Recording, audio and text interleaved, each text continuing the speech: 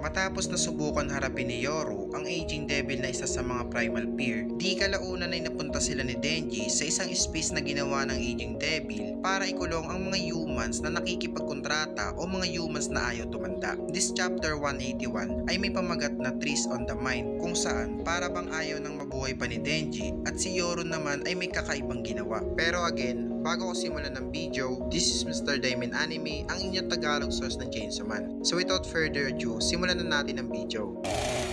Nagsimula ang chapter na to kung saan sinusubukan ni Asa Mitaka na hindi magpanik sa mga pangyayari at makakagawa rin daw siya ng paraan para makalis dito. Kaya sa mga oras na to ay ayos pa naman daw ang sitwasyon nila. At iniisip niya nga na nangyari na nga raw ito dati sa Eternity Devil na kinalaban niya. Ito yung time na nag-date sila ni Denji at pinerceive niya na kaya niyang bilhin ang aquarium para makawala sa Eternity Space na ginawa ng Eternity Devil. At katulad ng dati ay ganun ang gagawin niya para makawala sa space na ginawa ng aging devil sa kanila. Pero bigla nga nakipag-switch si Yoru kay Asa para subukan pa ulit ang newly acquired power up niya na si Gun Devil at initutok niya ang kanyang daliri sa kanyang sentido. Pero pangalawang beses na ngang hindi gumana ang ability niya na to at kinakabahan nga rito si Asa dahil sa mga kilos nito, kaya dinampot niya na lang ang putol na sanga para subukan namang gawin itong sandata. Subalit hindi nga nangyari yon, kaya sinabi niya kay Asa na hindi nga raw ito katulad ng pangyayari sa Eternity Devil.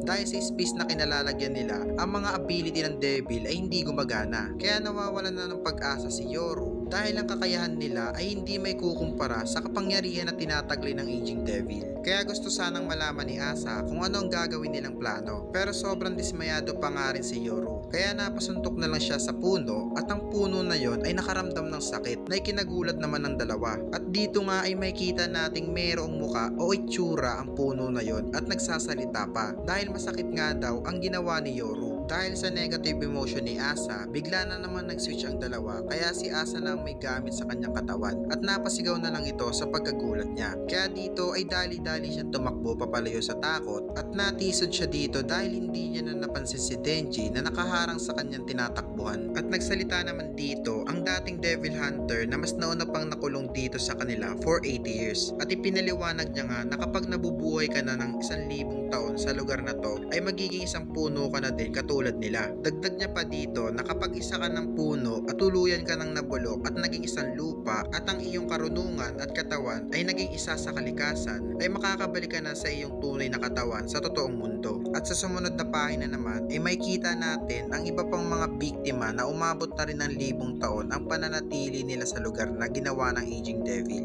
At si Yoru naman na sobrang devastated pa rin ay sinisisi na lang si Denji sa kanilang sitwasyon. Kaya pinagsasapak niya ito sa muka at sinisi sa lahat-lahat dahil lagi na lang raw itong nasa isang gusot o gulo sa mga weirdong devil. At dito nga ay bigla na lang umiyak si Denji at sinabi na lang na lahat nga raw ng taong nai-involve sa kanya ay nauuwi sa pagkamiserable. Kaya gusto niya na lang na mag-stay sa lugar na ito para mag-reflect sa kanyang mga kasalanan hanggang siya raw ay maging isang puno na lang din. At yun ang kanyang punishment sa pagiging isa na ring horny at pagiging tanga. Kaya na-bad trip na naman si Yoru dahil nga sa pinapakita nito. At kapag hindi pa daw siya tumigil ay sasapakin niya nga raw ito. Pero humihingi na lang dito si Denji ng patawad dahil sinisisi niya ang sarili niya sa lahat ng miserableng pangyayari na nangyari sa mga taong malapit sa kanya. Kaya napatingin na lang si Yoru at hindi niya nga alam kung ano bang gagawin niya dito. At sa sumunod na pahina ay hinalikan niya nga ito para siguro subukang pakalmahin ito. At dito na nga nagtatapos ang chapter 181. At ano kaya sa palagay nyo ang mga mangyayari pa sa mga susunod na chapter? Kung magtutulungan ba sila para makalis sa created space na ginawa ng aging devil at sa papaanong paraan kaya sila makakalaya dito?